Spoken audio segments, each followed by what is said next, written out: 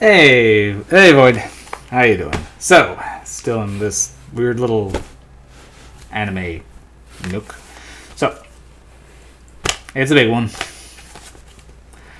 Neon Genesis Evangelion. Okay. So, here's an iconic one for you.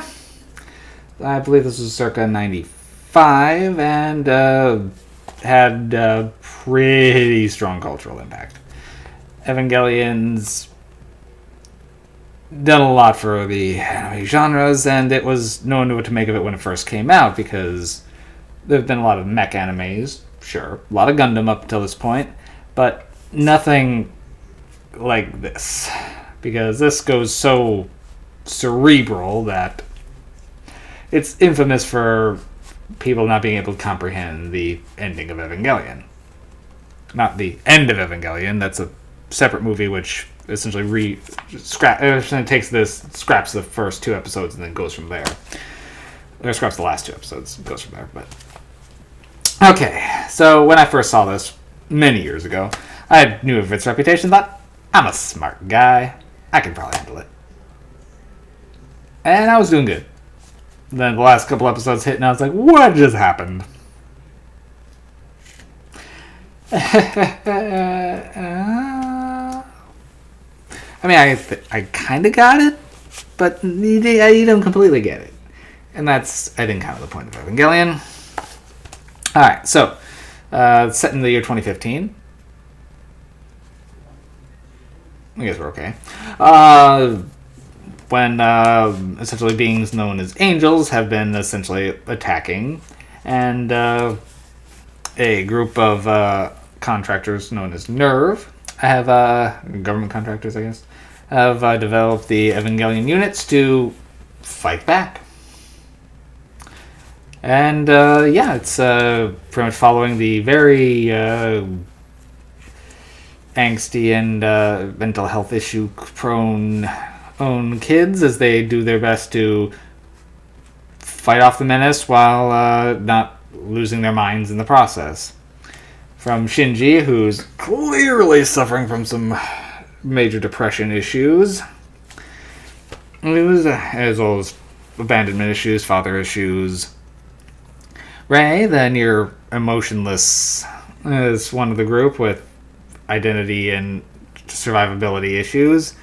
And Asuka, a German-born young lady who's definitely got some issues proving herself, and that she's capable, and that she has the right to exist. There's a lot going on. This is an angst in anime form, but it is beautifully animated, and the Blu-ray cleans it up very. You can tell that this was made in the mid-90s. It's very crisp looking on the Blu-ray release. And the opening theme song it lives in your head for months afterwards. Cruel's Angel's Thesis is on a whole nother level. So, I'm not going to try to explain how Evangelion happens. We'd be here all night, and it would be wasting all of our time because none of it's going to add up to a lot. But that said, it does a good job easing you into that weirdness. It starts off seeming like a normal mech series, just with some more emotional characters. But the deeper you go, the more you realize of how much you don't know and how many layers of conspiracy are going on here. There's a lot to it. And it's definitely worth a watch. This is like required watching for any real anime fan. I shouldn't say real anime fan because that sounds very gatekeepery, but everyone's pretty much heard of it. It's still worth a watch. It still holds up very well, and it's very thought-provoking. I highly encourage anyone with a remote interest to give it a go. Afterwards, I haven't watched the end of Evangelion yet, but I have seen some of the remake of Evangelions. I've seen the first 3 out of 4, I think. Those were taking so long to come out that I essentially never finished that. But apparently that is also, I think, more like within the last year or so is when the final part came out. So Evangelion's still alive and kicking, I guess. But that's not directly tied into the OG series. Like I said, it's a rebuild. So, what are the Angels? Good question. What are the Evas? Better question. I don't know if I could adequately answer any of it, but it is a time and an experience, and I do highly recommend it.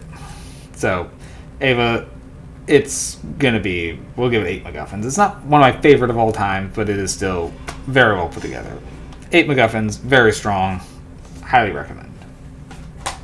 Alright, that should be the last of my mini anime binge. I'm gonna get to some other things before, yeah. So, see you soon, Void.